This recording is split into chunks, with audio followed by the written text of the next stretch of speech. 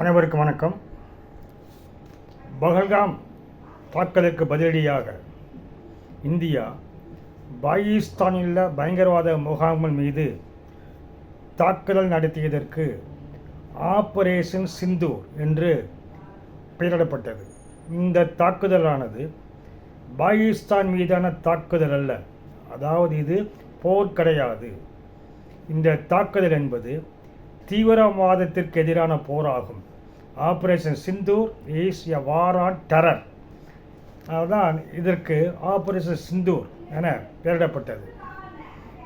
கடந்த ஏப்ரல் மாதம் 22ஆம் தேதி பஹல்காம் பைசன் பகுதியில் இந்தியாவிலிருந்து வந்திருந்த பல்வேறு சுற்றுலா பயணிகளை அவர்களை அடையாளப்படுத்தி அவருடைய அடையாள அட்டையை சரிபார்த்து, மேலும் கல்மா எனப்படுகின்ற இஸ்லாமிய நம்பிக்கையை அவர்களை சொல்லச் சொல்லி, அது மட்டுமல்லாமல் அவருடைய கால் சட்டையை கலற்றி இவர்கள் முஸ்லீம்கள் அல்ல, அதாவது இவர்கள் இந்துக்கள் தான் என்பதை உறுதி செய்து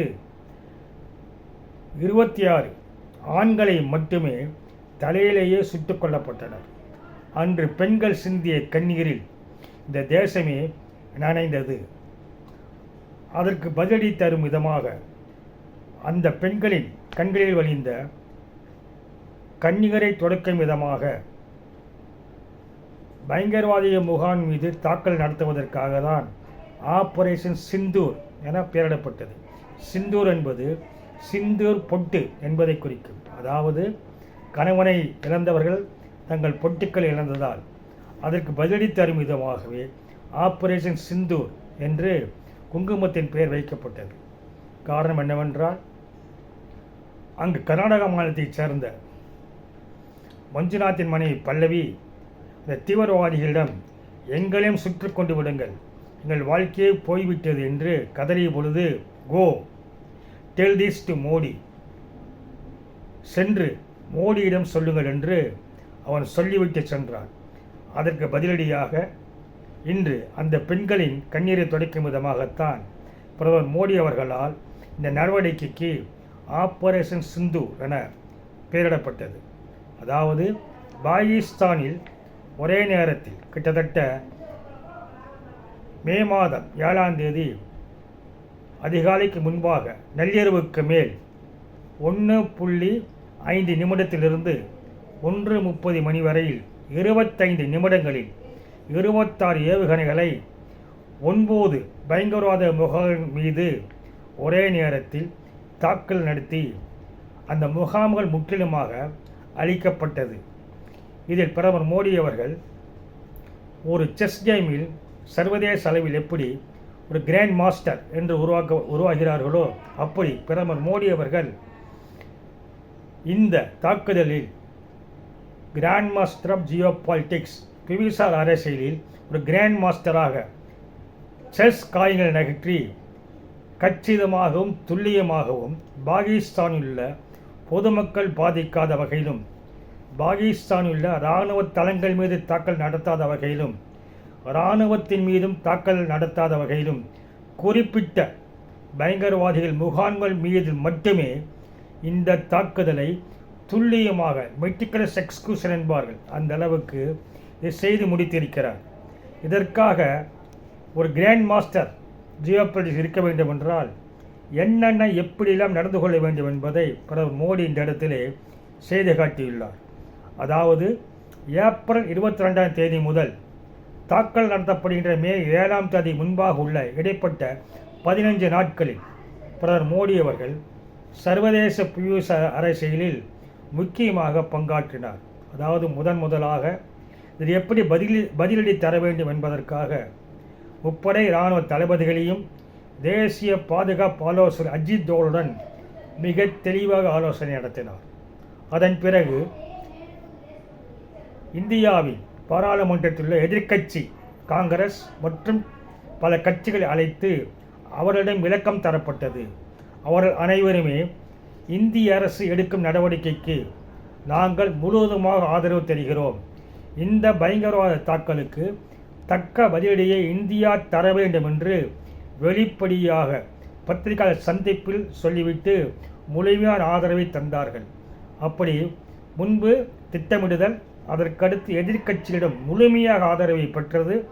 அதன் பிறகு சர்வதேச நாடுகளில் உள்ள முக்கியமான 25க்கு மேற்பட்ட தூதுவர்கள் அழைத்து இந்திய அரசு, இந்திய நாடு எந்த வகையில் பாதிக்கப்பட்டுள்ளது, எந்த வகையில் பதிலடி தரப்போகிறோம், அதாவது பயங்கரவாதிகள் முகாம்கள் மீது மட்டுமே இந்தியாவானது பதிலடி தரும், இது போருக்கான நடவடிக்கை அல்ல என்பதை தெளிவுபடுத்தினார்கள். இத்தனையும் தெளிவுபடுத்திவிட்டு அவர் எப்படி தாக்கல் நடத்த வேண்டும் என்று திட்டமிட்டபடி நடக்க பொதுமக்களின் ஆதரவும் தேவை. இந்திய மக்களுக்கு இது ஒரு செய்தியாக தரப்பட்டது. அதாவது தேசத்தின் உணர்வானது இந்திய மக்களின் உணர்வோடு தொடர்பு கொண்டிருக்கிறது. இந்த வகையில் அனைத்து நடவடிக்கையும் மேற்கொண்டதால் தான் உலக நாடுகள் முழுவதும் இந்தியாவுக்கு ஆதரவு தெரிவித்தன. பஹல்காம் படுகொலையை கடுமையாக கண்டித்தார்கள். பயங்கரவாதத்தை முற்றிலும் ஒழிக்க வேண்டும் என்று உலக நாடுகள் குரல் கொடுத்தன. இத்தனை ஏற்பாடுகள் பிரதமர் மோடி செய்து முடித்துவிட்டு எப்படி செஸ் கேமில் காய் நகர்த்துவார்களோ அப்படி நகற்றி அதன் பிறகு ஒரே நேரத்தில் பாகிஸ்தான் உள்ளே 4 இடங்களிலும், பாகிஸ்தான் ஆக்கிரமிப்பு பகுதிகளில் 5 இடங்களிலும் ஒரே நேரத்தில் ஏவுகணை தாக்குதல் நடத்தி முற்றிலுமாக 9 முகாம்களை அளிக்கப்பட்டுள்ளது. அதில் முக்கியமாக லஷ்கர்-இ-தொய்பா என்ற பயங்கர தீவிரவாத அமைப்பின் தலைமையகமும், ஜெய்ஷ்-இ-முகமது என்ற தீவிரவாத தலைமையகமும் முற்றிலுமாக அளிக்கப்பட்டது. அவருடைய கட்டுமானங்கள், அவருடைய பயிற்சி தரும் கூடங்கள் மற்றும் ஆயுத கிடங்குகள் மற்றும் கட்டிடங்கள் என்று ஒன்றையும் விட்டுவிடாமல் ஒட்டுமொத்தமாக அளிக்கப்பட்ட நடவடிக்கை தான் பிரதமர் மோடியை இன்று சர்வதேச அளவில் கிராண்ட் மாஸ்டர் ஜியோ பாலிட்டிக்ஸ் என்று அழைக்கும் அளவுக்கு கொண்டு சென்றிருக்கிறது. அது மட்டுமல்லாமல் பாகிஸ்தானில் பயங்கரவாத முகாம்கள் அமைக்கப்பட்டு எந்தெந்த இடங்களிலிருந்து இந்தியா மீது தாக்கல் நடத்தினார்கள் அந்த இடங்களிலெல்லாம் மிக துல்லியமாக கணக்கெடுக்கப்பட்டது. காரணம் என்னவென்றால், பாகிஸ்தானில் பயங்கரவாத முகாம் அமைத்து அங்கு ஆட்களை தேர்வு செய்து அவளை அடிப்படைவாதியாக மாற்றி மற்றும் வனங்களில் தங்கி செல்வதற்கான பயிற்சியை கொடுத்து தாக்குதல் எப்படி நடத்த வேண்டும் என்று கற்றுக் கொடுத்தும் தாக்குதலுக்கான லான்ச் பேட் என்பார்கள், அதையும் அவர்கள் அமைத்து கொடுத்திருந்தார்கள். இந்த இடங்களை துல்லியமாக கணக்கிட்டதில் பாகிஸ்தான் உள்பகுதியில் 4 இடங்களை இந்த இந்தியாவிலிருந்து சென்ற ஏவுகணைகள் தாக்கல் நடத்தியுள்ளன. இது குறித்து இந்திய விமானப்படையின் விங் கமாண்டர் ஒயோபிக் சிங் மற்றும் இராணுவத்தின் முக்கிய அதிகாரியான சோபியா குரோசி அவர்களும் இதை தெளிவாக எடுத்துரைத்தார்கள். அதாவது எங்கெங்கு தாக்கல் நடத்தப்பட்டது. முதலில் பாகிஸ்தான் ஆக்கிரமிப்பு பகுதியில் உள்ள முசாபராபாத் என்ற பகுதியில் ஒரு சபை நலா என்ற இடத்தில்தான் LTE முகாமானது அமைக்கப்பட்டுள்ளது.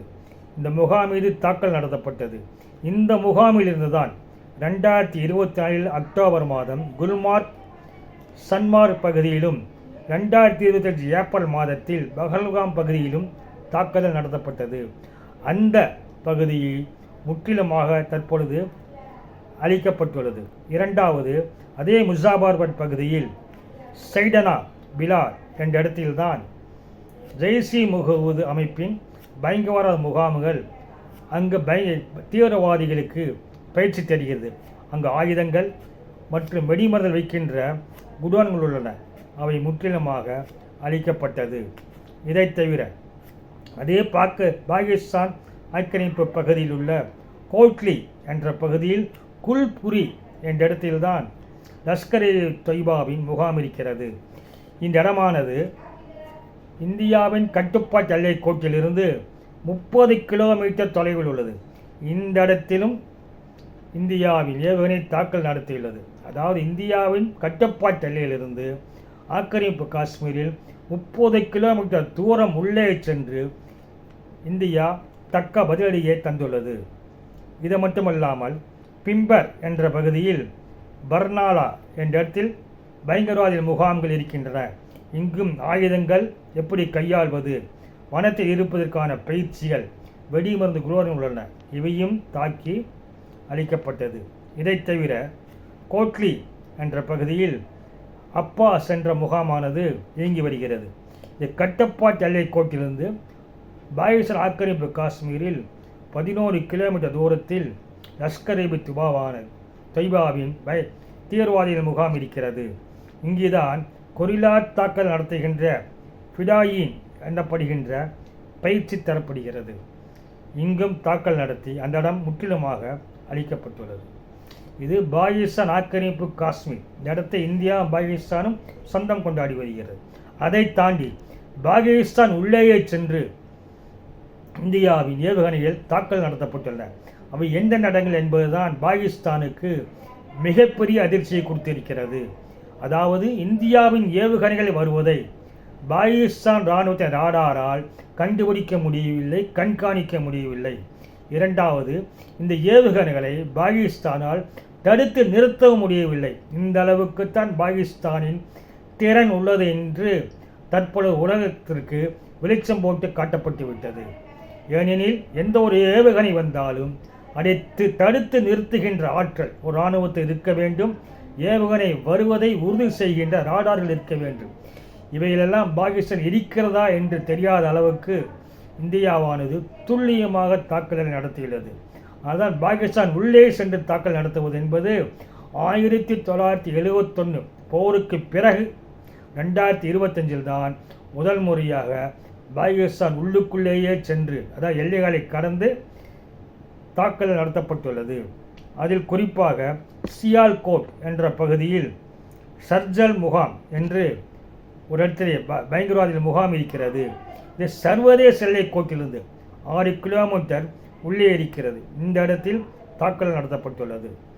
இன்னொரு இடமான அதே சியால்கோட்டில் மெஹ்மோனா சோயா என்ற இடமானது சர்வதேச எல்லை கோட்டிலிருந்து 12 கிலோமீட்டர் தொலைவில் உள்ளது. அங்கும் ஹிஜ்புல் முஜாஹிதீன் என்ற ஒரு தீவிரவாத முகாம் உள்ளது. இந்த தீவிரவாதிகள்தான் கதுவா மற்றும் ஜம்மு பகுதியில் முன்பு தாக்கல் நடத்தியவர்கள். அவருடைய கட்டுப்பாட்டு மையமும் அங்கே இருக்கிறது. அது முழுவதுமாக தாக்கி அளிக்கப்பட்டுள்ளது. இதை தவிர பாகிஸ்தானில் உள்ளே மிக முக்கியமான இடமானது முரிக்கே என்ற இடத்திலே பயங்கரவாத முகாம்கள் சுமார் 200 ஏக்கர் அளவில் பரப்பளவில் உள்ளது. இந்த இடத்தில் சுமார் சர்வதேச எல்லையிலிருந்து 25 கிலோமீட்டர் தொலைவில் இடமானது தாக்கல் நடத்தி அளிக்கப்பட்டது. ஏன் இந்த முறுக்கே என்பது மிக முக்கியமானது என்றால், ஜெய்ஷ்-இ முகமதின் தலையிடமாக இது செயல்பட்டு வருகிறது. இந்த இடத்தில்தான் 2008 மும்பையில் தாக்குதல் நடத்திய அஜ்மல் கசாப் மற்றும் டேவிட் ஹெய்டி ஆகியோர்களுக்கு பயிற்சி தரப்பட்டது. இந்த இடத்தில் மட்டும் இந்திய விமானப்படையும் ட்ரோன்களும் 4 முறை ஏவுகணை தாக்கல் நடத்தி அந்த மிகப்பெரிய பரப்பளவை முற்றிலுமாக தரைமட்டமாக்கிவிட்டது. இதை தவிர பாகிஸ்தானில் மிக முக்கியமான இடமான பகவல்பூர் என்ற இடத்தில் எங்கே இருக்கிறது என்றால், சர்வதேச எல்லையிலிருந்து 100 கிலோமீட்டர் தொலைவில் உள்ளே இருக்கிறது. அங்கு மர்கஜ் சுபானல்லா என்ற முகாமானது அமைந்துள்ளது. இதுதான் ஜெய்ஷ்-இ முகமதின் தலைமையிடமாக கருதப்படுகிறது. இந்த இடத்தில்தான் தீவிரவாத செயல்களுக்கு ஆட்களை எடுத்தல், பயிற்சி அளித்தல் மற்றும் அவர்கள் அடிப்படைவாதியாக மாற்றுகின்ற வகுப்புகளை எடுத்தல் மற்றும் ஜெய்ஷ்-இ முகமதின் முக்கிய தீவிரவாத தலைவர்கள் இங்கு அடிக்கடி வந்து சென்று பயிற்சி தருகின்ற இடங்கள். இவை அனைத்தும் முற்றிலுமாக தாக்குதல் நடத்தி தரைமட்டமாக்கப்பட்டுள்ளது. இதை தவிர மேலும் இது குறித்து இந்தியாவின் விங் கமாண்டர் வயோமிக் சிங் பேசுகையில், மிக கச்சிதமான திறனுடன் தேர்வு செய்யப்பட்ட ஏவுகணைகள் மூலம் பெரும் சேதத்தை ஏற்படுத்தினாலும் பொதுமக்களுக்கு பாதிப்பு இருக்கக்கூடாது என்பதாக தீவிரமாக கண்காணித்து இந்த தாக்குதலானது நடத்தப்பட்டுள்ளது என்று மிக விரிவாக விளக்கியுள்ளார். எப்படி இந்த தாக்குதல் நடத்தப்பட்டது என்று அவர் கூறுகின்ற பொழுது, லாய்டரிங் முனிஷன்ஸ் என்று அழைக்கப்படுகின்ற, அதாவது வட்டமடித்தே செல்கின்ற, அதாவது குண்டுகள் மூலமாக குறிப்பிட்ட இலக்கை ஏற்கனவே அதில் முடிவு செய்து லாக் செய்து விட்டால் அந்த இடத்திற்கு மேலே பறந்து சென்று இந்த இடம்தானா என்று சுற்றி வந்து மிக தெளிவாக அறிந்து இந்த இடம்தான் என்று துல்லியமாக தாக்குதல் நடத்துகின்ற ஏவுகணைக்கு பேர்தான் லாய்ட்ரிங் முனிஷன்ஸ் என்று மிகவும் மேம்படுத்தப்பட்ட ஏவுகணைகளை பயன்படுத்தப்பட்டு இந்த இடங்கள் அளிக்கப்பட்டுள்ளன. இது ஒரே நேரத்தில் விமானத்திலிருந்தும் ஏவப்பட்டுள்ளது, தரையிலிருந்தும் ஏவப்பட்டுள்ளது.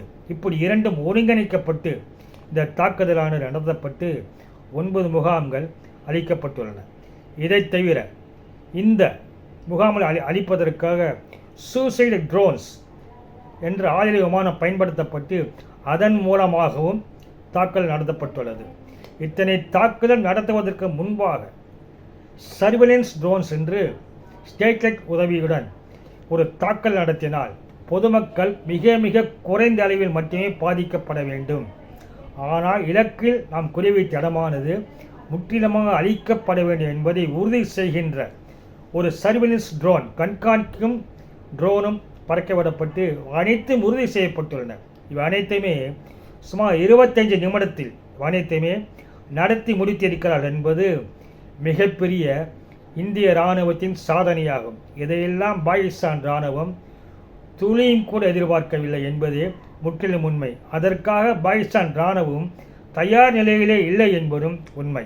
இந்த லாய்ட்ரிங் முனிஷன்ஸ் தான் சரியான இலக்கை சரியான இடத்தில் சரியான நேரத்தில் காத்திருந்து இதுதான் சரியான இடம் என்று அவை தாக்குதல் நடத்துகிறது. அதான் இந்த இலக்கை லாக் செய்து விட்டால் போதும், அவை துல்லியமாக நடத்துகின்றன. இதில் 9 தீவிரவாத முகாம்கள் முற்றிலுமாக அளிக்கப்பட்டுள்ளது. இந்த ஒருங்கிணைந்த வான்வெளி மற்றும் தரைவழி ஏவுகணை தாக்குதலில் என்னென்ன பயன்படுத்தப்பட்டது என்றால் பிரிசன் கைடட் மியூனிஷன்ஸ், அதாவது துல்லியமாக சென்று தாக்கும் வகையில் ஏவுகணைகள் மற்றும் துணைக்கோள் உதவியுடன் ஏவுகணைகள் தாக்குதல். இதில் ஸ்கல்ப் ஏவுகணை, ஏமர் குண்டுகள், லேசர் பாம்புகள் ஆகியவை பயன்படுத்தப்பட்டு இந்த முகாம்கள் முற்றிலுமாக அளிக்கப்பட்டுள்ளன. இத்தனையும் நடத்தி முடித்த பின்பும் பாகிஸ்தானுக்கு ஆதரவாக இன்று எந்த நாடும் குரல் தரவில்லை. மாறாக இந்தியாவின் பக்கமே உலக நாடுகள் இருக்கின்றன. அந்த அளவுக்கு பிரதமர் மோடி அவர்கள் சர்வதேச அளவில் ஜியோ பொலிட்டிக்கல் கிராண்ட் மாஸ்டராக இந்த தாக்குதலை வெற்றிகரமாக நடத்தியுள்ளார். ஏப்ரல் 22ஆம் தேதி பெண்கள் சிந்திய கண்ணீருக்கு பதிலடி தரும் விதமாகவும், இதை போய் மோடியிடம் சொல் என்று தீவிரவாதி சொன்னதற்கு பதிலடி தரும் விதமாகவும், ஒரு குங்குமம் அளிக்கப்பட்டதற்கு பதிலடி தரும் விதமாகவும் தான் ஆபரேஷன் சிந்தூர், அதாவது குங்கும நடவடிக்கை என்று தமிழில் மொழிபெயர்க்கலாம். இப்படிப்பட்ட நடவடிக்கையை எடுத்து 9 முகாம்களை துல்லியமாக அளிக்கப்பட்டுள்ளன. அதில் லஷ்கர்-இ தொய்பா மற்றும் ஜெய்ஷ்-இ முகமது தலைமையகம் முற்றிலுமாக தரைமட்டமாக்கப்பட்டுள்ளது. இதை தவிர அபி சயீத் வெளியிட்ட ஒரு வீடியோவில் தன்னுடைய குடும்பத்தைச் சேர்ந்த 10 பேர் இந்த தாக்குதலில் பலியாகியுள்ளனர் என்றும் அவர் தெரிவித்துள்ளார். இந்த மிகப்பெரிய அதிர்ச்சியை பாகிஸ்தானுக்கு தந்திருக்கிறது. அது மட்டுமல்லாமல் இந்த தீவிரவாதிகள் கொல்லப்பட்டதில் இறுதிச் சடங்கில் இந்த தீவிரவாதிகள் மட்டுமல்லாமல் பாகிஸ்தானின் இராணுவம் கலந்து கொண்டிருப்பது தற்போது உலகத்திற்கு வெளிச்சம் போட்டு காட்டியுள்ளது. அதாவது பாகிஸ்தானில்தான் இந்த தீவிரவாத முகாம்கள் இருந்து கொண்டு இந்தியாவின் மீது தாக்குதல் நடத்துகிறது என்பதை தற்போது உலக நாடுகள் தெளிவாக தெரிந்து கொண்டிருக்கின்றன. அந்த வகையில் பிரதமர் மோடி அவர்கள் ஒரு கிராண்ட் மாஸ் ஜியோ பாலிட்டிக்ஸ்க்காக இந்த தாக்குதலை நடத்தி முடித்திருக்கிறார்.